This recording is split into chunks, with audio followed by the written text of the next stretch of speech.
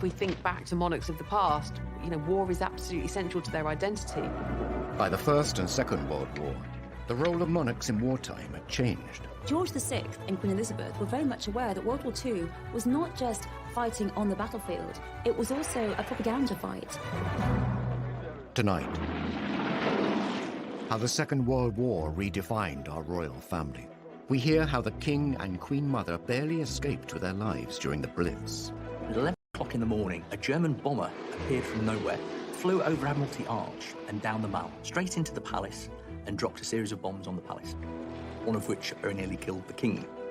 How the royal family were just like the rest of us during the Second World War and got stuck into the war effort. This is the Queen with grease on her. I mean, this isn't just her with white gloves on, opening, you know, hospitals.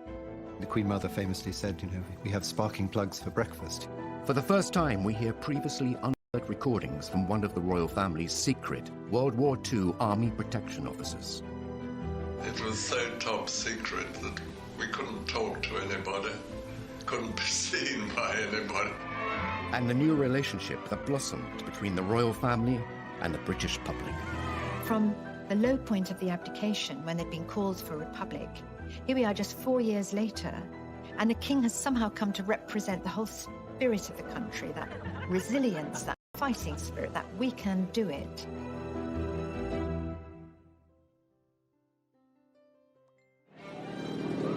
In the 1930s, the world was heading towards an inevitable war, and Britain had a new king. George VI and his young family were rebuilding public confidence in the monarchy after the shock abdication of his elder brother. Now the king faced an even greater challenge.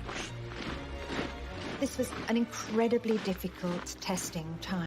Nazi aggression was really becoming something that just couldn't be ignored. The king didn't know whether he was going to have to be a leader in a time of crisis, a war leader. You know, we were pursuing a policy of appeasement. But with each crisis, we seemed to be coming ever closer to the brink of war. Just at the moment when the British monarchy looked like it was back on its feet, the nation, Europe, was plunged into spectacular crisis. On the 3rd of September 1939, the king addressed the nation to announce the country was at war. For the second time in the lives of most of us, we are at war. As he spoke, the words were hesitant, and there were long gaps, and the delivery was flat. Goebbels, Hitler's propaganda minister, wrote in his diary, another speech, it looks as though it's symbolic of the whole country, a sign of weakness. This would prove to be a miscalculation by Germany. King George VI was far from weak. As a young prince, he had fought for king and country. He was no stranger to the theatre of war. The King, of course, himself was a military man. He'd served in the First World War. He was a 20-year-old on HMS Collingwood during the Battle of Jutland in 1916. So he actually had wartime experience. In fact, he's the only 20th century monarch to have fought in a conflict zone. And then he finds himself in 1939 in charge of a country that, in many respects, isn't ready for war. And he leads from the front.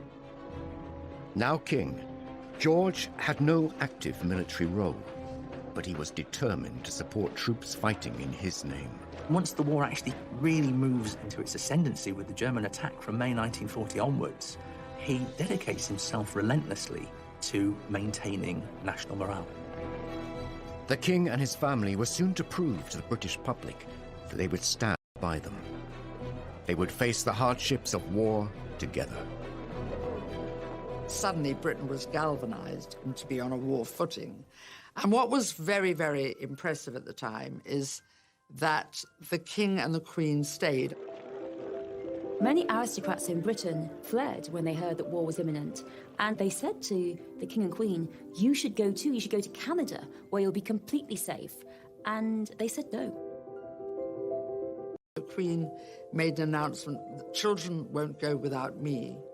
I won't leave the King, and the King would never leave under any circumstances.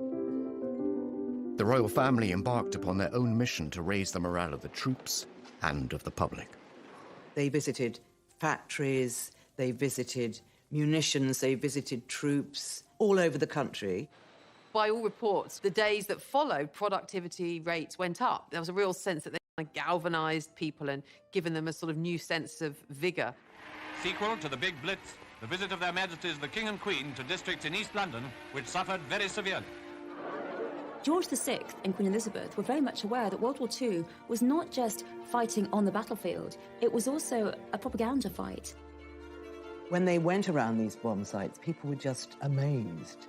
There was the Queen in all her jewellery and her furs, and on one occasion, there was a little dog who was half buried under rubble, and the dog was absolutely terrified, and no one could get it out. And the Queen knelt down, and she coaxed that little dog out of the hole. I mean, then there was cheers from all the crowd, and it's just little things like... Was not the only focus for the Luftwaffe. Coventry in the West Midlands had suffered a number of small attacks. On the evening of the 14th of November 1940, 500 German bombers flew over the city, dropping their bombs. The city, having been mercilessly bombed throughout a whole night without regard to military targets, now presents a grim appearance of devastation. Hundreds of civilians lost their lives. I mean, it was more intense bombing than anyone had yet experienced. In fact, Goebbels introduced a new word in the lexicon of horror to Coventrate, because 500 tons of high explosive bombs were dropped in one night. The city was just ablaze. It was a torch. You could see it 100 miles away.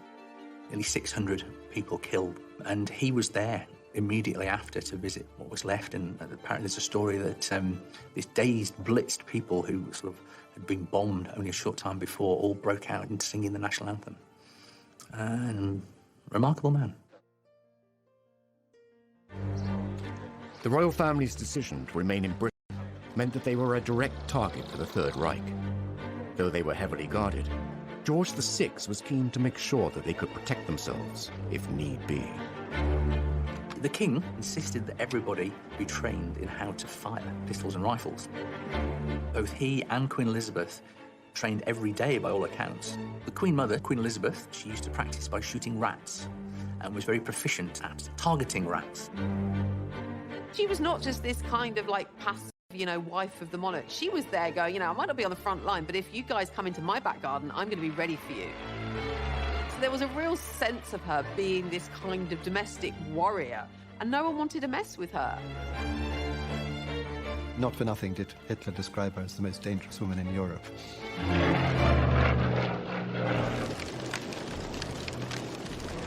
As the conflict continued, it became clear that this was not just a war on the front lines. At home, the King and Queen were finding other ways to stop Hitler breaking the spirit of the country by standing resolute with their people during the Blitz, putting their own lives at risk. She saw 2 bombs falling just outside the window. They heard the explosion. Then there was a great shower up of smoke and debris, and they sort of threw themselves out into the corridor. Buckingham Palace was being bombed. During the Second World War, the royal family were determined to show that they were not just privileged aristocrats. They were at one with the public. They would not run and hide, and they too would feel the struggle. For this monarchy to be seen as a family, without the kind of trappings of power and pageantry. And that was very much what George VI, Queen Elizabeth, and those around them in the palace pushed as the image. It was a normal domestic family facing the war, the austerity of the war, the fears of the war, the crisis of the war, the danger of the war, just like everybody else. From the low point of the abdication, when they'd been called for a republic, here we are just 4 years later, and the king has somehow come to represent the whole spirit of the country, that resilience, that fighting spirit, that we can do it. He's somehow come to epitomize that. It wasn't simply propaganda. The royal family were living the war like millions of other families in the UK. But unlike everyone else, they were individual targets for the Nazis. Decisions and plans had to be made. Losing the British royal family was unthinkable. In May of 1940, there's a sudden realization that Britain's security is actually now under threat. And this is when, for the first time, you have this idea of evacuating the monarchy away from London to the area which potentially would be the safest if there was a German attack. It's actually Worcestershire, it's about the furthest away from the coast. And also it was deemed to be the best in terms of communication. And with that, a force would be specifically created in secret, and their role was to, in the event of an invasion, protect the royal family, to move them out of London to one of these other safe places. Formed in the summer of 1940, this group had access to anything that they needed. The King and Queen were supposed to have a little suitcase packed and ready at all times to go. And if they were in Buckingham Palace and the worst happened and the invasion began, they would be bundled into the first ever bulletproof car in the UK, along with a number of armoured cars. As one of the men involved said, they were hugely honoured to have been given this mission, but they knew that their role in the event of the worst-case scenario was to fight to the last man. Professor Andrew Stewart spoke with one of those men charged with protecting the royals, Sir Geoffrey Darrell, before his death in 2013. He gave an incredible insight into how they prepared to keep the family safe in recordings never previously heard. On the code word Cromwell, we packed up and went straight in our buses. It was so top secret that we couldn't talk to anybody, couldn't be seen by anybody. Mike Tomping saw them when they were at Windsor. He took the princesses for a ride in the armoured cars that they were going to be in if they had to go to one of the houses. As the Nazi forces increased, the royal family too moved the young princesses to a safer location, Windsor Castle. The future monarch and her sister were repeatedly drilled in what to do if the castle came under attack. For the initial period, they sheltered in the dungeons because they were the most secure part of the castle. The Queen's protection officer during the war, Sir Geoffrey Darrell, highlights the real danger the young women were facing. If we'd been invaded, the only thing that could have happened, I think, would have been an airborne landing. The Germans would have had to have done it in the dark, grabbed them and taken them away before daylight, and I don't think they could have done it. Princesses might have been sent to Canada, I think. It's known the drill of getting them from their bedrooms down to the air raid shelters was practiced. They were given a special bag into which their favourite toys were put. They practiced the idea of how to get ready quickly, so much so that they were able to do it in no time at all. Windsor Castle was a fortress. It was cold and dark. But the Queen and her younger sister still had a bit of fun. The king actually had a very good idea. He was going around Windsor Castle with his eldest daughter, Princess Elizabeth, and there was lots and lots of clothes and costumes. And he said, why don't we put on a pantomime? And it gave them something to focus on together. Actually, during the 5 years of the war, I think they put on 4 pantomimes, and they were fee-paying. So all the local people used to come as well. And Princess Elizabeth said, oh, we can't charge 7 shillings and 6pence for people to come and see us in a pantomime. And Margaret said, they'd pay anything to see us. As the war raged on, German forces disrupted the food supply chain into Britain. The whole country was put on rations in 1940. The royal family were no exception. They did make sure that they had rations. They did have a line around the bath so that above which you should not go, because heating water was obviously a very, very expensive business. The Minister of Supply wants more scrap iron to turn into guns and tanks. Mr. Hicks of the Ministry of Works himself took a hand on some of the Buckingham Palace railings, the removal of which had been ordered by the King. That was part of the whole royal principle throughout World War II, that they should behave in the same way as everyone else. The girls should be evacuated, and that the royals should have rations just like everyone else. They should be subject to ration foods exactly the same way as everyone else. The British royal family remained in their own country, but the war had displaced other European monarchs. The King and Queen Mother hosted the royal refugees. And the king used to say, don't worry, I've got lots of socks, I've got lots of clothes, I'll kick you out. Actually, a lot of them just sort of looked like ordinary people, and, you know, a cleaning lady, they weren't in their robes or pearls or jewels because they didn't have them. And the Queen of Sweden was here. Wearing such humble attire, the Swedish Queen realized that if anything happened to her, no one would know who she really was. She had a bit of card made, and she put it in her purse whenever she was on public transport, and it said, "I am the Queen of Sweden."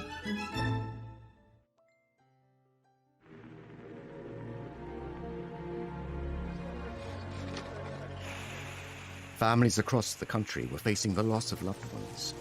Over 450,000 British lives were taken in the war. While the senior royals were not in active service, the King's brother, Prince George, the Duke of Kent, was serving in the RAF. He was tragically killed in a plane crash while on duty. It brought home just the tragic losses that basically everybody was not far removed from. Most people in their families, of course, had lost someone, and the royal family, in that sense, were no different. Well, this is what Queen Mary said, you know, everybody is losing family. We can't break down. We have to be strong and set an example. Now we've lost some family too. So many people had lost husbands, sons, brothers. They didn't feel they could call attention to their loss. It was just a very small funeral. And there's a very evocative description by Noel Coward, because when everyone was trying so hard to control their grief, when the coffin was brought in with his RAF cap on it, Noel Coward says he could feel his face. He just had tears rolling down his cheeks, and he was relieved to see that the King and Mountbatten were exactly the same. Aerial bombing raids were happening across the country. London was bombed more heavily and more often than other cities. Now, civilians were in Hitler's sights. They thought if there was continuous bombing of London, they would drive the civilian population mad and Britain would surrender. And on the 7th of September 1940, the largest aerial formation ever seen darkened the skies coming across the English Channel towards London. And suddenly, the East End was ablaze. Buckingham Palace was a key target for the German Luftwaffe. The palace was hit repeatedly during the Blitz.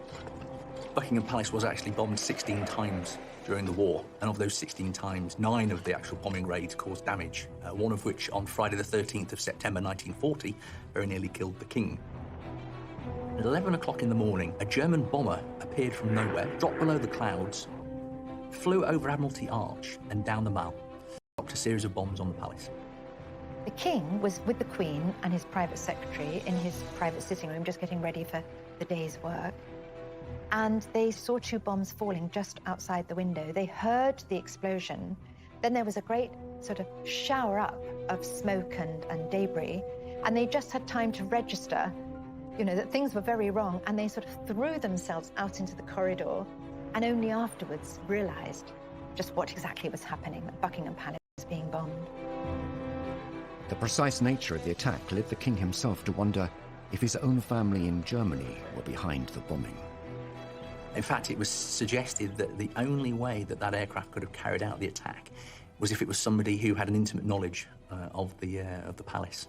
And in fact, for a long time, the suggestion was it was a gentleman called Prince Christoph of Hesse, who was a distant relative but had visited the palace a number of times prior to the war. This was a turning point for the royal family and his relationship with the British public. They did something unprecedented. The media were actually invited into Buckingham Palace and were shown around the damage and were told the story of what had happened. This was revelatory. This had not happened before. Latest outrage of the Nazis' indiscriminate fury is the bombing of Buckingham Palace. Remember, most people hadn't seen the inside of Buckingham Palace.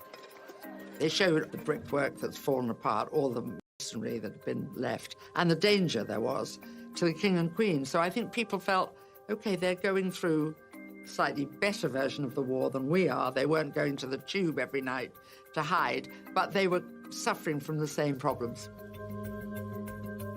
They stood for something. It meant something to people that they were still there in the midst of all this. The King and Queen had changed the way the royal family interacted with the public. No longer were they closed off. Now they were out and about, being seen, commiserating, consoling, and encouraging the war effort. Buckingham Palace did take 9 direct hits, a policeman was killed, and the Queen, she said, "Now I can look the East End in the face." And she felt very strongly that because her home had been bombed, it put her on the same level as all these people who'd suffered so much. And we do see a change and a lot more support for the royals after this moment. The Queen was also keen to let the rest of the world see what was happening in Britain. Before the United States had joined the Second World War, she sent an invitation to the First Lady. The King and Queen were at Paddington Station to greet her in the name of the people of Britain as she arrived in London. One of the most important things the Queen Mother did during the war was to invite Mrs. Roosevelt over to England. So much of the damage caused by the big fire raid on the city. You get a real sense that, austerity was happening even in Buckingham Palace, reading her account. Queen Elizabeth had moved out of her rooms to give her guest her rooms, and they were palatial, but bracingly cold. You could see your breath. There was one little electric fire with just a thin orange glow.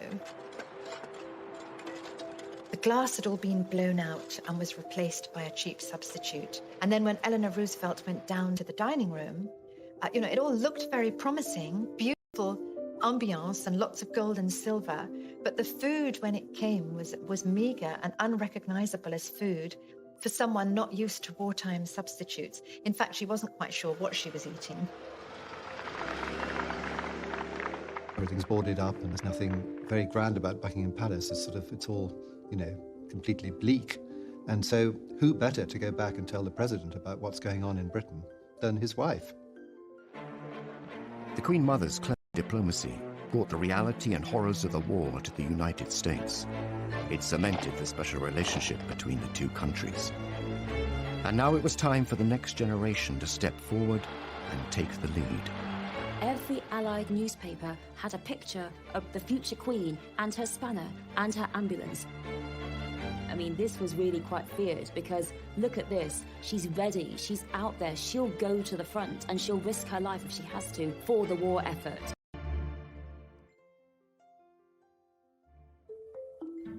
Historically, kings and queens were conquerors, bringing back the spoils of war. Monarchs like Henry IV and George II were seen on the front line. The monarchy really had always in history been about military pursuits. I mean, that was really, you became monarch through military might, and one of the kind of key aspects of being monarch was defense and being seen to lead an army into war. I mean, if we think back to monarchs of the past, war is absolutely central to their identity. By the Second World War, things had changed, and it was the battle on the home front that would win public support.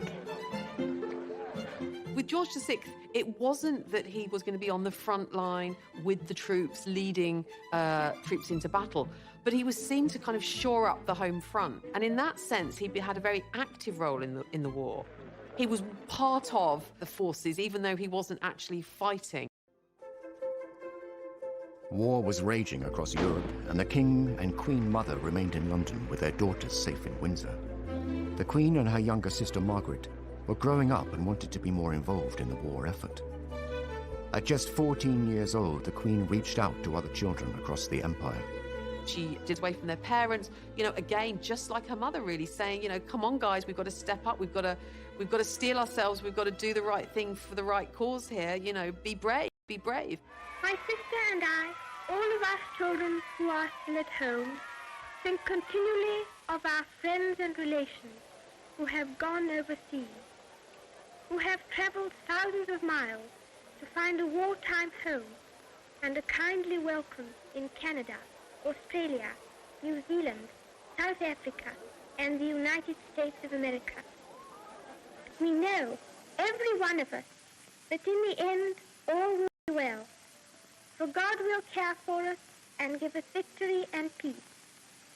And when peace comes, remember, it will be for us, the children of today, to make the world of tomorrow a better and happier place. It's one of the first public things that she ever did, and Princess Margaret chirps in at the end to say goodnight to them. Come on, Margaret. Good night, children. Good night, and good luck to you all. Children, of course, lost family, and they did a charming broadcast, and it was also sent to America because at that time we were still trying to entice America into being on our side. The Queen soon took on other public duties. On the 21st of April 1942, she turned 16 and was appointed Colonel-in-Chief of the Grenadier Guards by her father. That same day, she made her first official public appearance as she inspected her troops. She was only a child when war broke out, really very young, and she had to grow up without her parents, but also expected, really from quite a young age, to take on a leadership role. That was her first big responsibility, and so she took a great interest in her regiment and, very much involved with their activities. In 1945, aged 18, the Queen insisted on joining the Auxiliary Territorial Service, the women's branch of the British Army. Women were suddenly supposed to go to work, to go to the factories, to learn to be mechanics while the men were away fighting. And, the Queen and Princess Elizabeth were like, well, I'm just going to do the same thing. And so it was very much, if it's good enough for them, it's good enough for us, and we're no different. We don't require special treatment. She was absolutely determined that she would go out there and join in with other girls. Even if she couldn't do it, even if it was difficult, even if she made a fool of herself, she didn't care. She wanted to go out there and do her duty. George VI had said, hold on a second, no, this is not a job for you. And Princess Elizabeth, of course, our current queen, was like, absolutely not. I'm rolling my sleeves up. I want to join. I want to enter the war effort. And of course she did. And we see that amazing footage of her. She had to undergo 6 weeks of training, and 6 weeks of training were all about trucks, because that's what the ATS did. They drove people around, troops, bits of equipment, whatever the army needed, round in trucks. The Queen Mother famously said, we have sparking plugs for breakfast, so the Queen was obviously very interested in all that.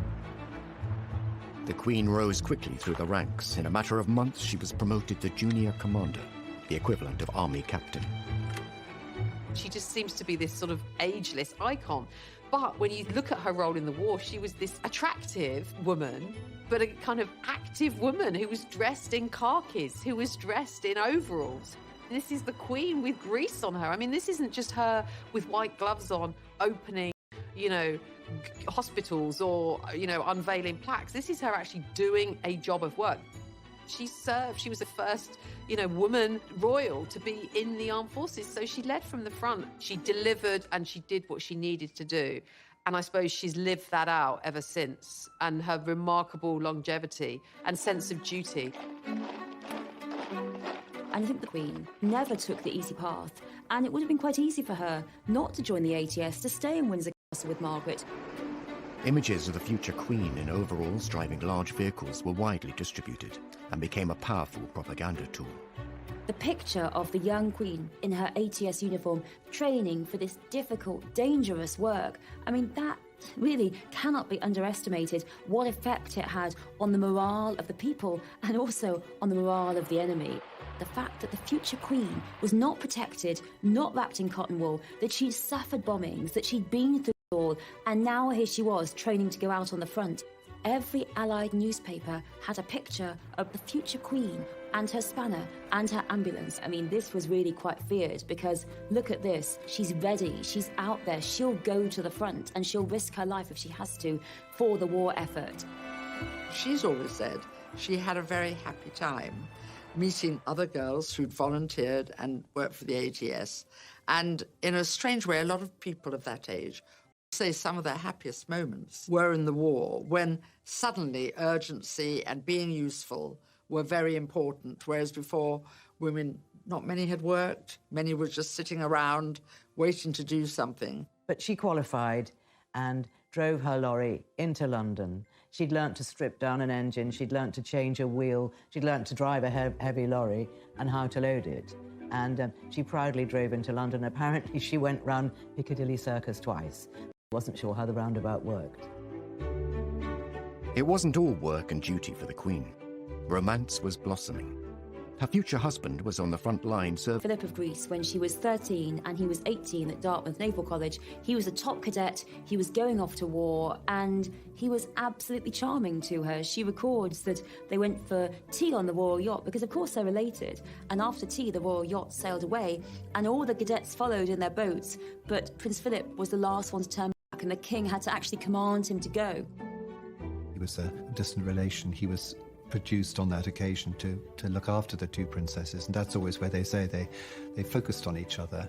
And of course he had a very, very good war. He described to me once that during the war, he had no family in England. His mother was living in Greece, and of course he was Greek, and there was a certain wish or wonder, would he join the Greek Navy? But he decided that he'd done lots of and training in Britain. And of course, he'd lived in Britain because his family had been exiled. And the Greek Navy was very small, and I think he thought he wouldn't see much action, so he joined the British Navy. He kept in touch with Queen Elizabeth during that time. In fact, she had a photograph of a naval officer with a beard on her table, and that was Prince Philip. He had a beard in those days, but I don't think it fooled anybody, but he was slightly disguised, I suppose. The war creates and cements the romance between Philip and Elizabeth. They don't see each other much, but they think about each other a lot. In July 1942, while second in command of HMS Wallace, Philip made history when he devised a plan that would save all on board. He was to become a war hero. Philip played a really immensely important role in the war in various ways, but perhaps no more so than the Allied invasion of Sicily, when there was a real danger that his ship was going to be bombed by the German Air Force.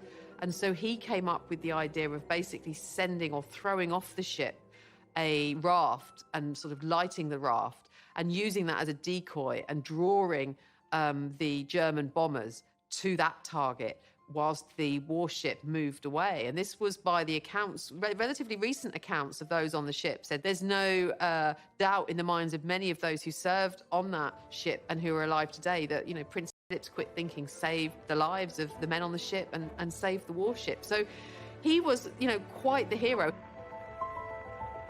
The Second World War created many heroes, and the king would find a way to honor them all. None were more deserving than the people of Malta, where, despite personal risk, the king visited to express a nation's gratitude. Malta, that little island in the middle of the Mediterranean, was very strategically sited for airfields and harbours to support the North African War, and as a result it had ended up being one of the most bombed places on earth, and its 250,000 people desperately hungry. And the king wanted to acknowledge their bravery and their valour. With the enemy just 60 miles away, the king arrived in Malta on the 20th of June 1943. There is this simply wonderful moment when finally he can get there. And it's a beautiful morning. Even at a distance, he can hear that word has spread that the whole jetty of the Grand Harbour in Valletta is absolutely crammed with people, cheering, shouting and waving. And the king is a solitary figure, slight figure in a white uniform on the bridge of HMS Aurora, giving the salute. And as he approaches, the roar became tumultuous. People were so pleased. Here was their king. The king bestowed the George Cross on the entire island, which had the effect that every fisherman and every man in a boat or every man walking the street felt that he, in a sense, had got the George Cross, you know, as a brave island. He wrote to his mother afterwards, entering that Grand Harbour of Valletta. It was a moment he would never forget. Finally, the tide of war was turning. The door was being opened to the possibility that we could win, and there was a hit song, Coming In on a Wing and a Prayer, which was all about coming in with the engines down and everything's gone wrong, but we're going to get home. And the princesses loved this. There's a gramophone at Balmoral, and they played this song over and over with the Queen and danced in the corridors. There was a real sort of lighter mood at last, some possibility of real hope. The Allied forces saw victory on the horizon. Soon, the future Queen and her younger sister would enjoy a rare moment of anonymity, up close and personal with their subjects. The king, who was such a cautious man, he too was so happy. He said, yes, off you go. On the 8th of May 1945, after 6 long years, the Prime Minister announced that war had come to an end. The country woke up to the wonder of it all. VE Day, Victory Day, a day like no other, a day they had, been fighting for.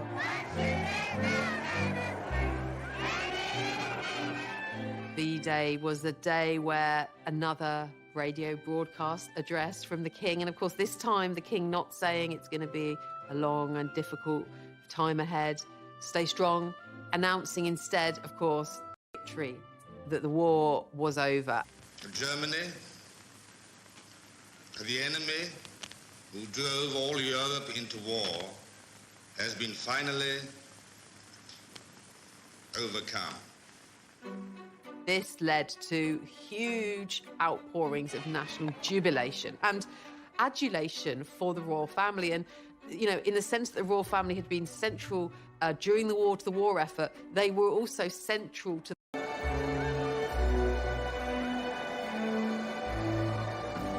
Then the crowd makes its way to the Mall. There's 10,000 people milling on the Mall, demanding to see the royal family.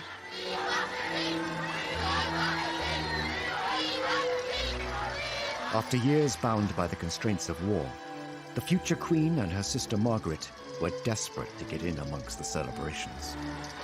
This day marked an amazing moment. There were crowds. Everyone rushed into the streets. It was this great moment. And the two princesses said to the king and queen, "Can we go outside with all those people?" And the king, who was such a cautious man, he too was so happy. He said, "Yes, off you go." And that seems unbelievable because it was absolute chaos outside. The young queen went out in her ATS uniform, and initially she'd pulled her cap down, but then she was told she couldn't go out with the uniform incorrect. She had to put it back up, and she was a bit concerned that people would recognise her. But everyone was so excited and so happy that they just didn't care. And the Queen actually spoke about this many years later. She talked about how marvellous it was. Everyone swept along in this tide of happiness and relief. And it's an amazing story that Margaret and Elizabeth, they go out there. They're out there in the crowds, these people rushing round.